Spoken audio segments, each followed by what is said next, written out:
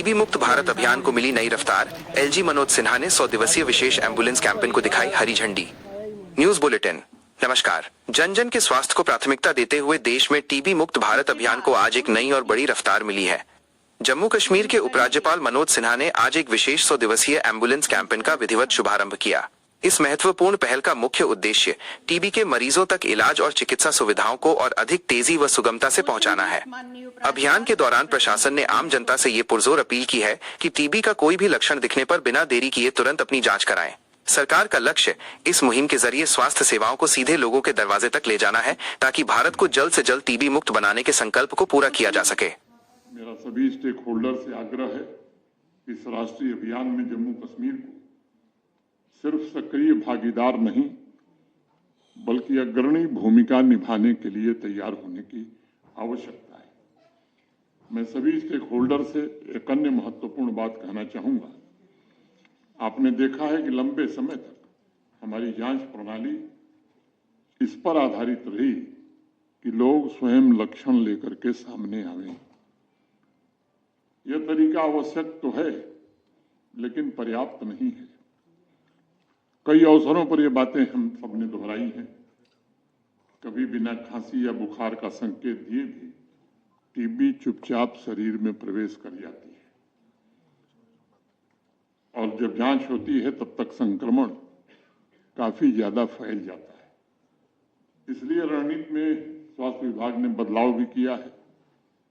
मुझे लगता है कि ये 100 दिन का अभियान कैसे सक्रिय और अग्रिम जांच की दिशा में हम इस अभियान को आगे बढ़ा सकते हैं।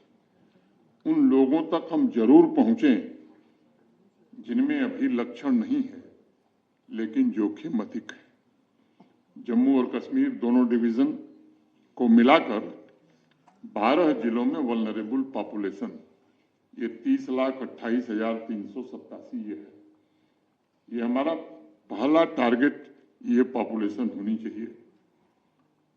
टेक्नोलॉजी की पूरी मदद लेकर के वल्नरेबल लोकेशन की पहचान करके विशेष जांच अभियान इन स्थानों पर शीघ्रातिशीघ्रम शुरू करें।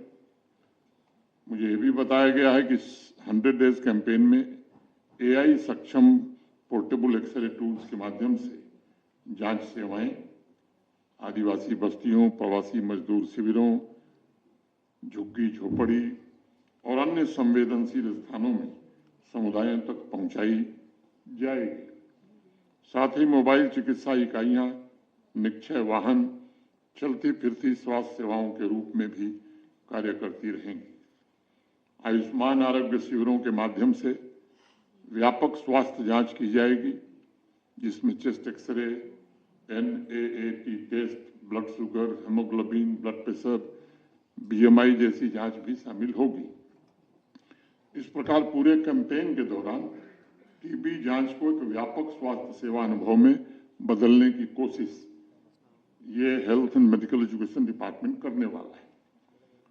लेकिन मुझे लगता है कि एक और बात ध्यान में, जैसे डुल्लू साहब ने बताया कि हमारी जो इक्विपमेंट्स हैं वो पर्याप्त मात्रा में है। ये सच है कि पर्याप्त मात्रा में है। मेरा एक आग्रह होगा सेक्रेटरी साहब से कि पर्याप्त मात्रा में तो हैं, जरा 1-2 दिन में ये दिखवा लीजिए कि इसमें फंक्शनल कितने, क्योंकि मेरे पास पक्की सूचना है कुछ स्थानों की कि इक्विपमेंट हैं और स्टोर में रखे हुए हैं, फंक्शनल नहीं है।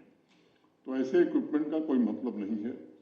ऐसे अनेक स्थानों से शिकायतें ये भी आती हैं कि मरीजों को दवा समय से नहीं मिलती है।